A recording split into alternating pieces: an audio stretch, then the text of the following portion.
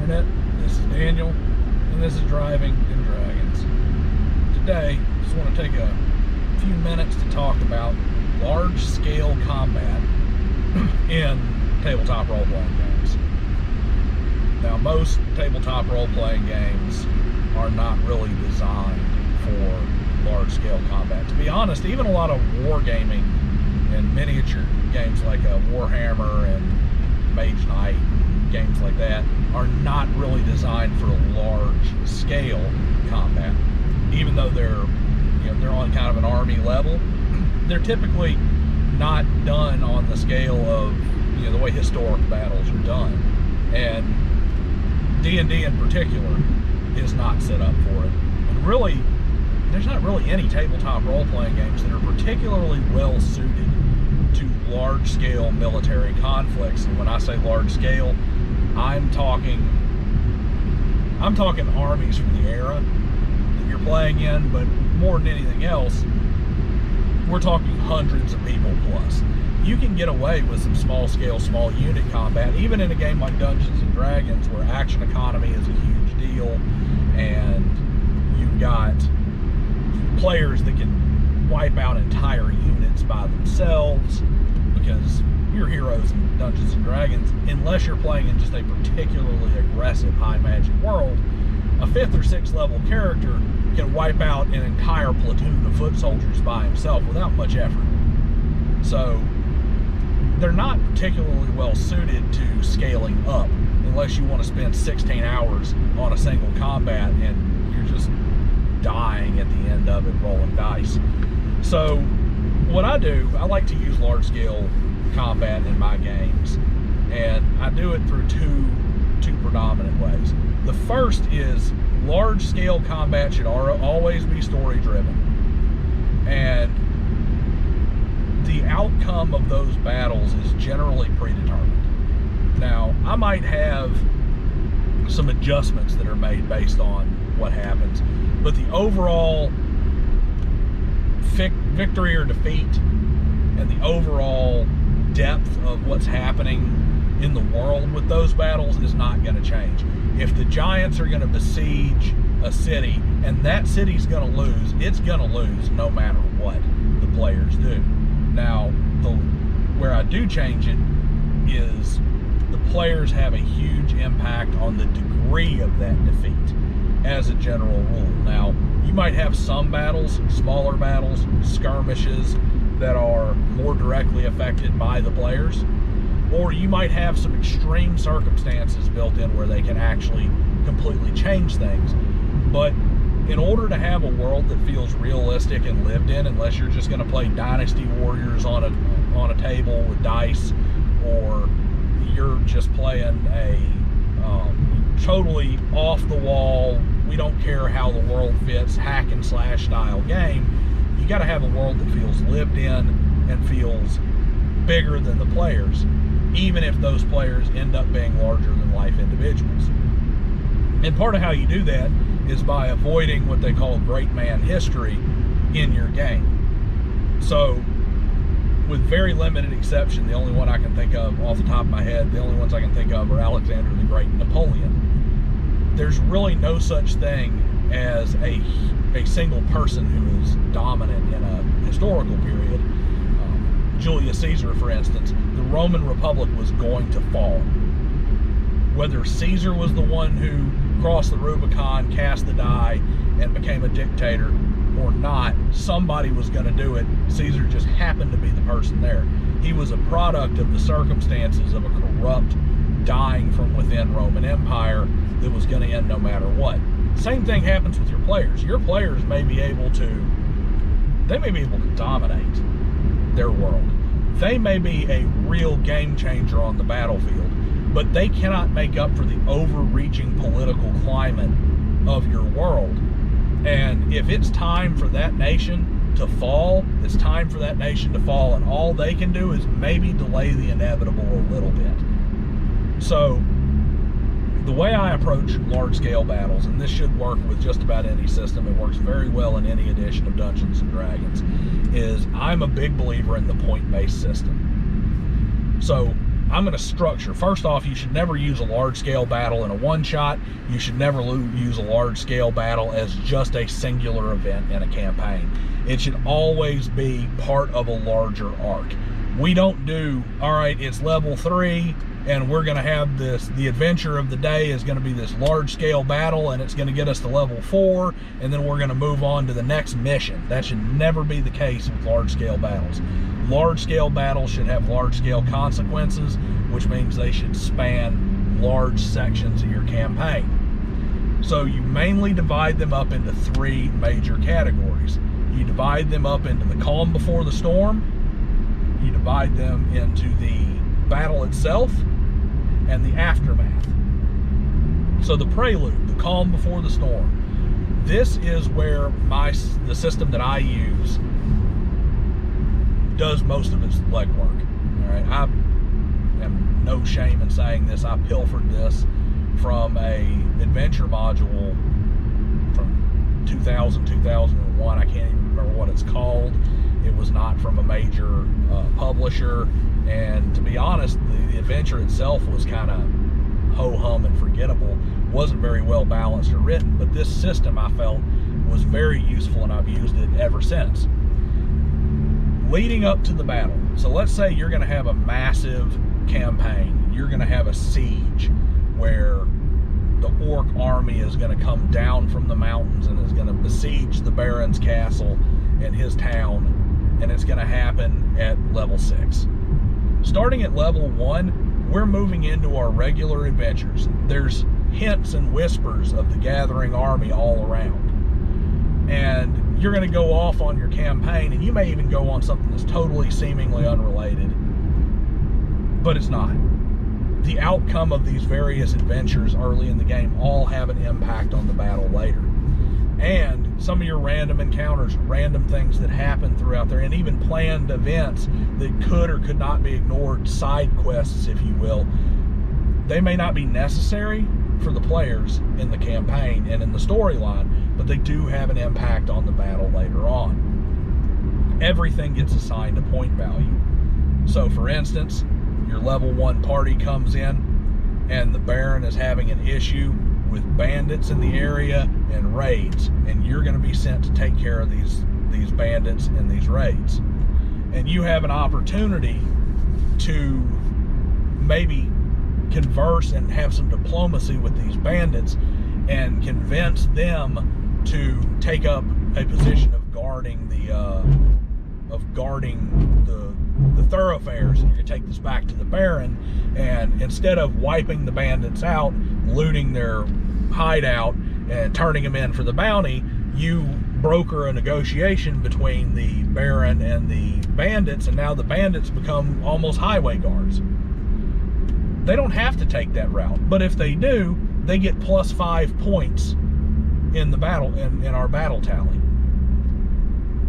So what does the battle tally mean? How does it work? All these events, you start hearing the rumblings. The Baron now says, hey, I'm going to use you to further my own goals. You know, we've got these rumblings of this massive orc army. We don't know if we can survive this assault. We've got to make sure everything can happen, and we're going to start using you for different preparatory things. We're going to send you out as a scouting party, find out how big they are, find out how close they are, find out where they're hiding their resources, attack their supply chain. And you're going to do these things. Your party's going to go out to do these things, and everything's going to be assigned a point value based on their level of success. They go to scout, okay? They scout out the size of the army. If they're successful in scouting out the size of the army, they're going to get +5 points on their battle score. However, while they're scouting it, they find these large siege engines that the orcs have come up with. These war machines that breathe fire and can torch an entire village and can destroy the wooden palisades around the city at the Baron's Keep. And if you can take those out, maybe that's an additional +10 points. There might be a notable orc leader, and they get the opportunity to take him out. Taking him out's an extra 5 points. However, there's also the case that they may miss some of these things, and maybe they completely miss a chance to burn down an orc storehouse. Well, not burning down the orc storehouse results in a -5. And you add these points together as you move through these different adventures in the prelude. Now, you finish the prelude, you got your score. And we'll say that between -10 and 10 points, anywhere between -10 and 10 points, it's an utter disaster. There's virtually no way for the PCs to turn the tide of battle. Everything's in favor of the orcs because they've missed every opportunity to take extra things into their hands, and they've had several things where they failed to scout the numbers properly, where they missed the hidden supply chain, where they didn't take out the resources, where they were caught on a spying mission, and the orcs arrive and it's chaos. Now the PCs are running around trying to save those few villagers that they possibly can. They're having their heroic moments, trying desperately to salvage what they can out of the battle, and maybe they're even trying to escape because there's orcs running through the streets killing children in the road. The Baron's family is being dragged out of the keep and executed summarily in the public square, and the party runs in to save them, to save the Baron or save the Baron's daughter or make some heroic stand, but it's chaos. The whole place is on fire. There's no way they can win. It's a total rout because in the prelude they were -10 to 10. Well, then from 10 to 20 battle points, for instance, your players, they're still going to lose. There's no way that they're saving this town. The orc army's too strong, but they at least have a well-ordered defense. And now the quests and objectives you can have during your massive battle are going to include things like getting civilians out ahead of time, protecting a supply line, a delaying backguard action that allows the Baron and his family to fall back to a secondary position and possibly gain reinforcements. Maybe the party is running out to get those reinforcements, fighting their way through the orc camp and trying to get the reinforcements there in time to allow for a retreat. And then you have we had more than 25 battle points situation. They did everything right.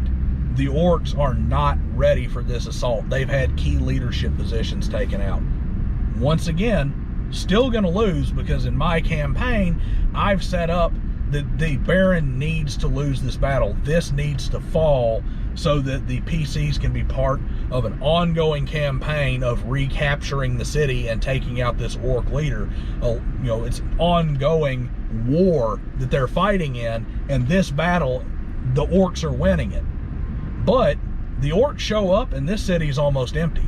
We've determined that we can't necessarily win, but we've slowed them down enough, hampered their progress enough that they're days late. We've already evacuated all the key people. We've already got all the key values back. Now the PCs in this major conflict, in the main battle, their whole thing becomes, how can we make the orcs think that they've got this striking victory here, but cause them the most damage possible? We've gone in and we've set things up to where the orcs are gonna break through the main gate, but we've packed black powder underneath it, and we're gonna blow up entire units of orcs, and this is almost gonna be a Pyrrhic victory for them because we've set everything up. There's traps in all the streets. Everything's got barricades. We have elite troops that are set up to just wipe them out and kill them 10 to 1 and do as much damage as possible before we book it. Now your party, in each of these phases, they lose the battle and the Baron's Keep falls in all of them. But they feel like they had an impact moving up. They feel like their decisions have consequences. There's not the railroad, so to speak, because they do have a real influence on the outcome, and it even changes what the adventure is going to be as they move forward into the main battle. But it's not, oh, well, a PC decided to show up to defend the gate, so orcs ain't breaking the gate now. We're just going to slaughter all of them. We're level 6, and we're going to hack these orcs down like crazy. I can hold this gate by myself forever. It's not one person turning the tide of a massive battle, 5 people turning the tide of a massive battle, and taking the players out of something that feels realistic, because you just don't feel like there's any stakes if 5 people can shut down an army of 1,000 orcs. So I don't play this with the, oh, well, we're going to treat these orcs as a swarm, and after so many of them are dead, they're going to get minuses to attack and defense and AC, and we're not going to play that. You know, if it's modern era, it's not going to be, oh, it's the tank unit and their effectiveness is reduced by 27% if we do such and such role. The battle is going to play out the way the battle is going to play out, and there's going to be key events that the PCs can take part in. And it's going to influence that main battle. And then it's going to influence the aftermath, because on our main example there, if the Baron was routed and executed, we've lost a key military commander. Everybody's on their heels. Nobody is ready, and the orcs are now rampaging into the farmland, and we've lost the breadbasket for the rest of the army. The whole nation, the king and the Grand Duke, are scrambling to make things happen from this orc invasion, because they're already deep in and tearing stuff up and making this hard for us. But maybe if you got that great thing, the orcs have been hampered. We're able to pull up a defense. We've already pulled back our supplies. We've been able to stack up our grain. Those wagon trains are 5 days ahead of the advancing orc army, and we have made every inch of ground something that they're going to suffer for. And it's going to change our future adventures. And the players are going to feel like they had a hand in that. So that's my thoughts on mass battle. First off, it should never be arbitrary. It should always be part of an overarching campaign story. It should always have very deliberate results. Maybe if everything goes absolutely perfect in a battle, you can switch a defeat to victory, but it's not a victory that necessarily changes the tide of the war, so to speak. And so it should always be very deliberate from a storytelling and DM perspective. And from a mechanic standpoint, I like to use that bird's eye view point buy system, to where I've broken it out. These are the adventures we're going to go through and the things that are going to happen around them. If they do it, they do it. If they don't, they don't. And it has a positive or negative effect.